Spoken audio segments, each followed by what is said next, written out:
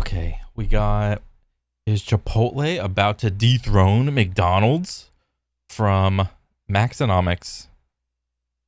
One Cheesecake Factory will do $600,000 a year. Oh, what? I don't got no Cheesecake Factory near me, dude. Are you kidding me? 600,000 a year? How much is Cheesecake Factory expensive? I don't got one near me. I actually never been to one. In profit. One little Chipotle, about a third of the size, will do $400,000. You can fit about three. Oh wait, so Chipotle is a third of the size, and it does 400,000 a store in profit a year. Damn. Three Chipotles inside this building. This, what's called profit per square foot, is part of the reason Chipotle has been on the verge of over. That's kind of crazy. That's a stat. Like, just think about it. These people are quantifying and qualifying the statistic of profit per square foot of a storefront. That is hilarious. Cornel does good business. You gotta have every single solitary thing, granularized and monitored. And I mean, yeah, but damn.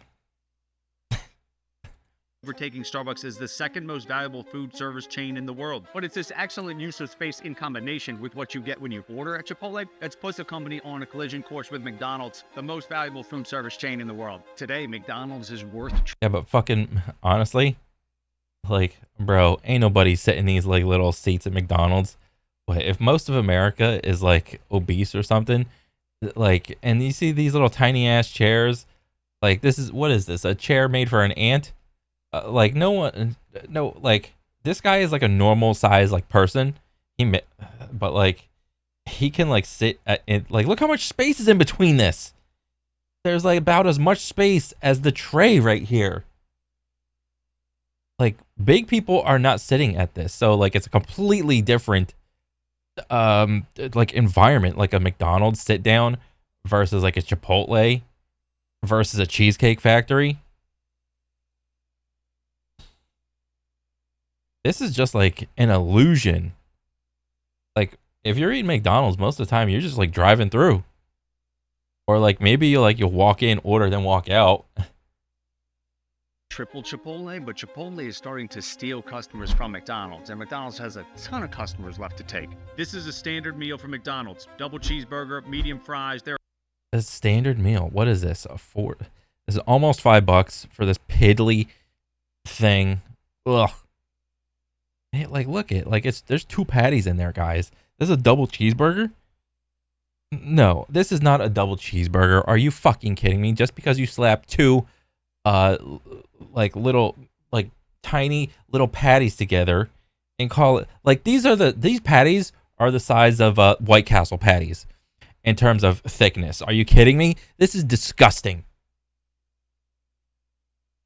And this, you guys remember like when the pandemic was in full-fledged and you had sporting events doing like the cardboard cutouts of the people in the stands to give the illusion that there's more people, or there's still people coming to these events when they're actually not. That's what this is, with the pictures of the fries standing straight up where all the other fries are just like every which way. It's like an uncanny valley effect of like, it's supposed to give you the illusion that there's more fries in there than there actually are. It's like, you're not fooling anybody. What a joke. Like, McDonald's treats their customers like they're complete fucking idiots. There are 770 calories in this, and it was $9.03. For every dollar you spend at McDonald's, you get back about 100 calories. There might be promos and other things to lure people in the door, but the regular menu is going to come in at about 100 calories per every dollar spent. Now, this is a very typical meal from Chipotle. A chicken burrito, tortilla, rice, beans, chicken, cheese, salsa, lettuce, 1,080 calories. Cost, $10.85. Yeah, that's huge. Look at the size of this thing. This is like massive. Rice, vegetables, meat, beans. A big old tortilla. That's all it is. It's nothing fancy. This is completely massive compared to that little piddly, chintzy, like double cheese. That's not a double cheeseburger. You simply took the burger, you like filleted the patty, and you fucking just stacked it right on top of each other, like backwards. It's not a double cheeseburger. This like trounces that thing. About 100 calories per dollar. But just an eyeball test and you can see the calories in this burrito are much higher quality than McDonald's. Yeah. Fiber, real protein. Like I can see the chicken. It's not like the patties in McDonald's burgers are fake protein. Are you kidding me? Yes, the McDonald's burgers are real protein, and it's just like ground beef, but it's a visual aesthetic type of thing that's going on. Seeing slabs of like chicken or steak is much more appealing to look at than a random cold ass burger just like stuck between two thin ass mushed pieces of bread. This is simply more aesthetic. Cooking right over there, it's real. Vitamins, minerals. It's kind of crazy that you can get this quality of meal for the same price as McDonald's, which is why people in small towns love it when Chipotle comes to their town, and why Chipotle is focused on putting itself in those towns. There are 3,800 Chipotle locations in the U.S. right now. Damn. The first 2,500 stores that opened were mostly in densely populated areas or strategically located in major shopping centers. For every 100 stores open in those days, only about 15 would be in areas with a population under 20,000. Today, of the last 100 stores open, 39 were in an area with a population under 20,000. And of the Okay. So under 20K population for the city, that's you're probably gonna have a Chipotle opening up. Okay, that's pretty cool. The last 1,000 stores opened, 283. Like this Chipotle in Waycross, Georgia. Population, 13,942. Fairly isolated, a lot of empty land around it. It has what you think of in a small town. A few local restaurants, the Chinese food place, a bunch of fast food, and then maybe an Applebee's. For decades, the food options in small town America haven't changed, especially the quick food options. So when Chipotle shows up, people are legitimately excited. You wouldn't think this is the type of area for fast casual like Chipotle. They want high volume foot traffic, right? Well, it turns out what's at least as valuable as foot traffic is a population that wants anything but what they currently have. Oh my God. That is so true. Like, I'm bored of these restaurants. Give me a Chipotle. Chipotle is healthy. You know? I mean, it's mostly healthy. For the most part. It's pretty healthy.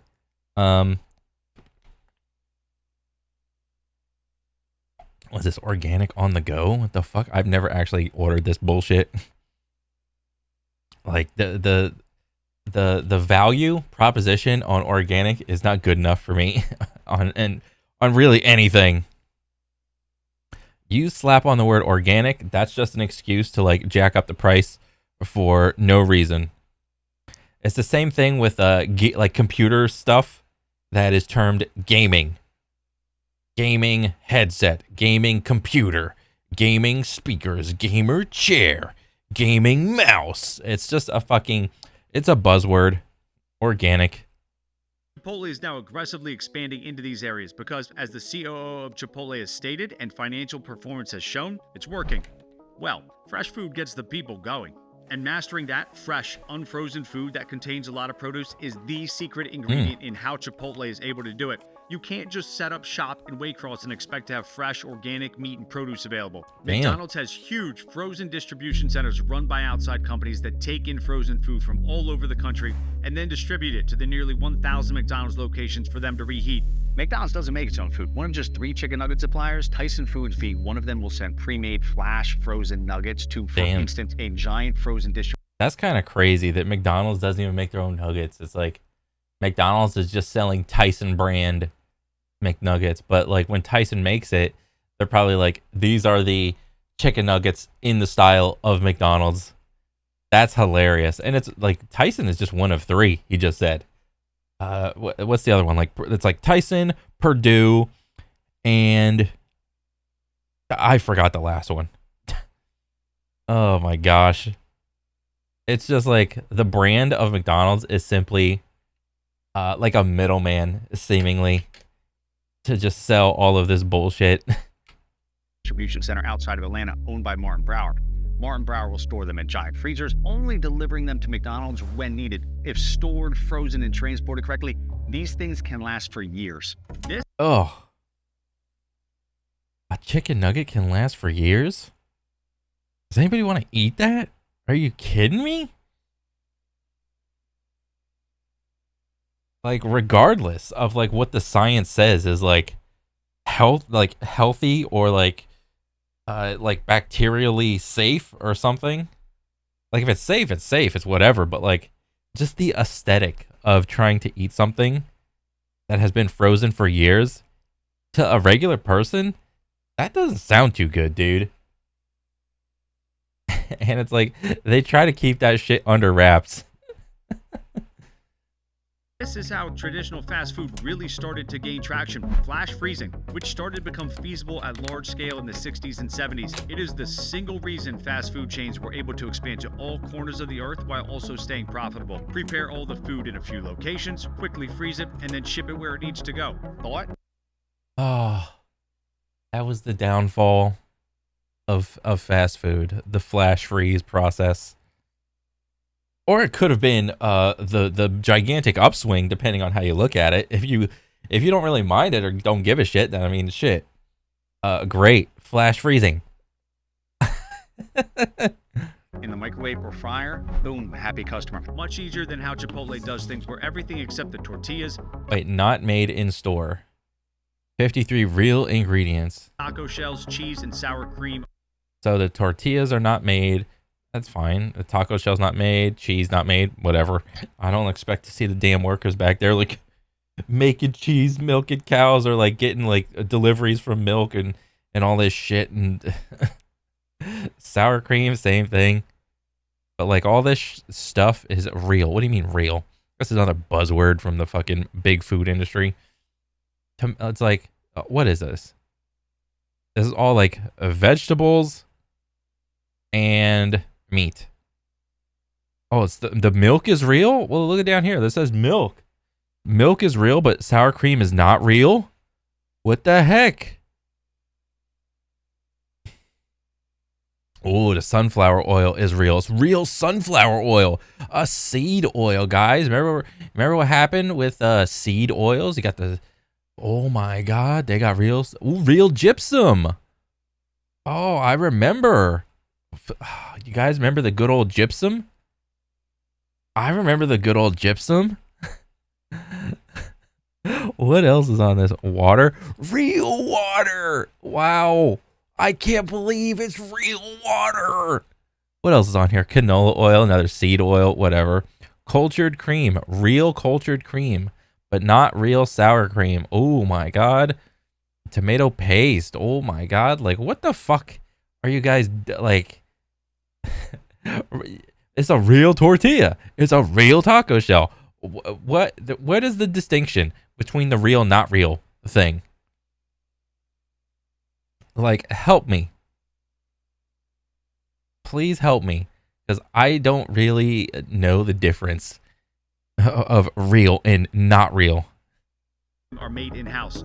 Most of it right in front of you. Nothing is ever frozen, including the meat. This is what set Chipotle apart from fast food, and it worked, but it's also been a huge liability.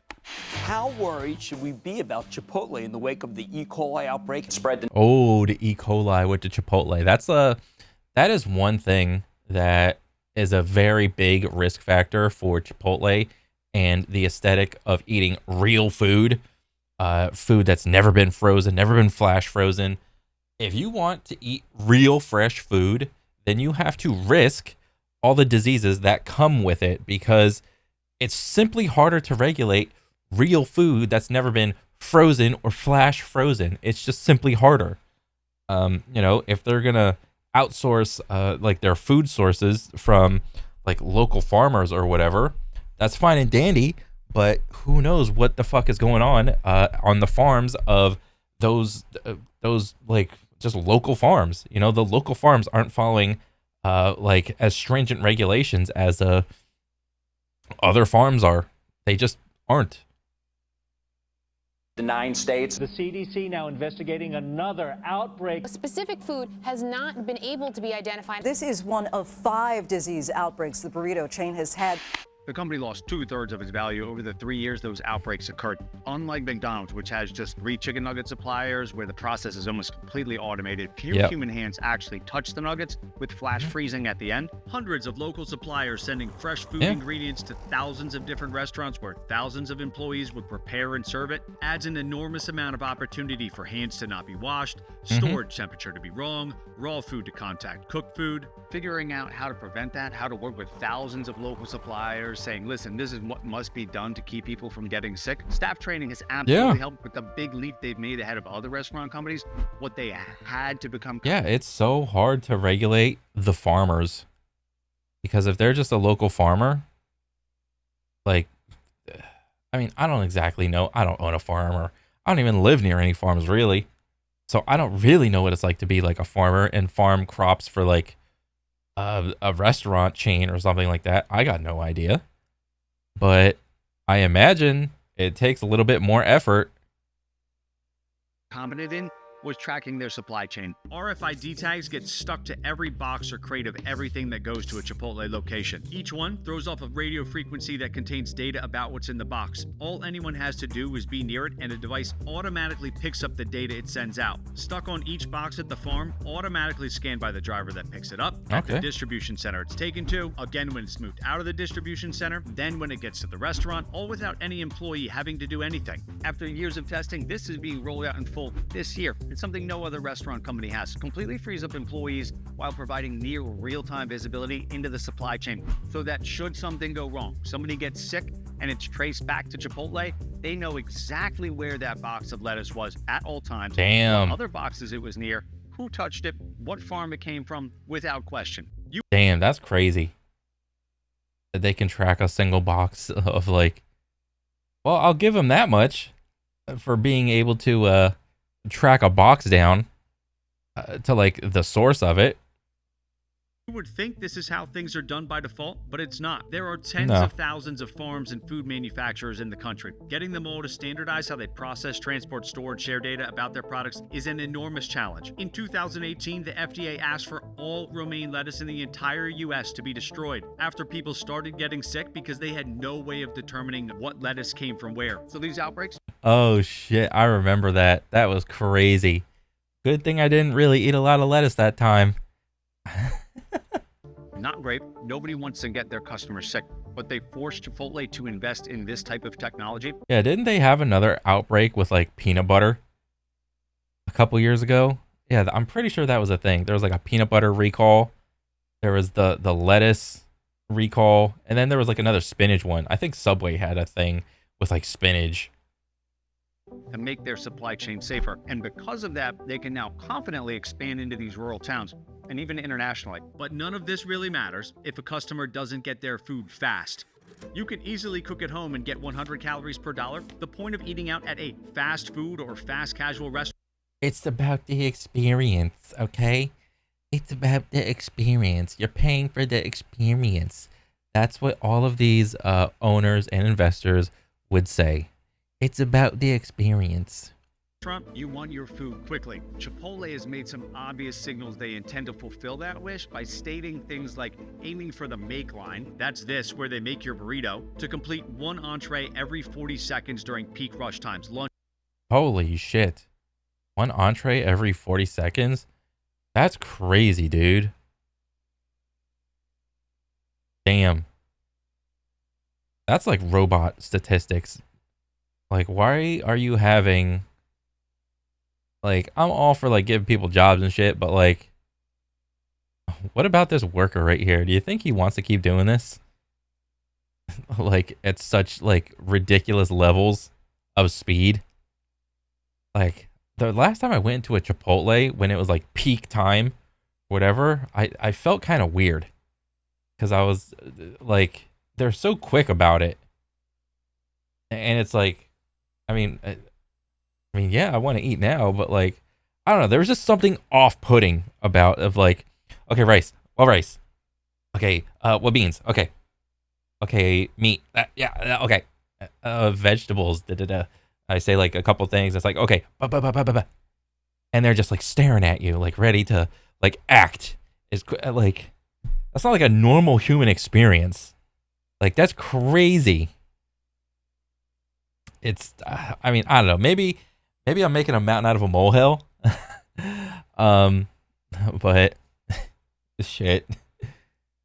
Lunch and dinner. Inside of McDonald's, the order begins when you either start telling it to the person at the counter or tapping on the big order touchscreen. The order is taken in, payment is made, passed to the back, made, brought out. This data is not available publicly, so I went out and collected it myself, spending hours in both McDonald's and Chipotle during the busy lunch rush hours. On average, this process takes 4 minutes and 46 seconds at McDonald's. The longest order in our sample was over 11 minutes. At Chipotle, the order begins when you begin telling it to the person that will be making your food. The order is said, and then this is where things become distinctly different from McDonald's. As the order is said, your food starts being made. It doesn't wait for you to finish the whole order and pay. Your food is Oh boy.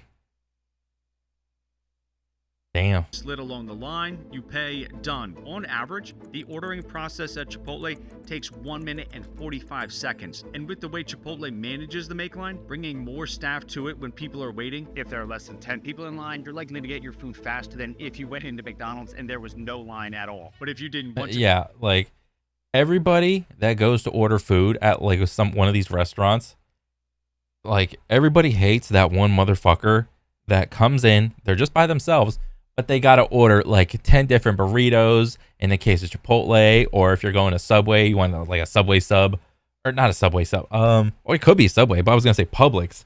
The pub subs, there's these fucking people that like feel the need to order like 6-7 subs, and you're just like, I just want my fucking sub.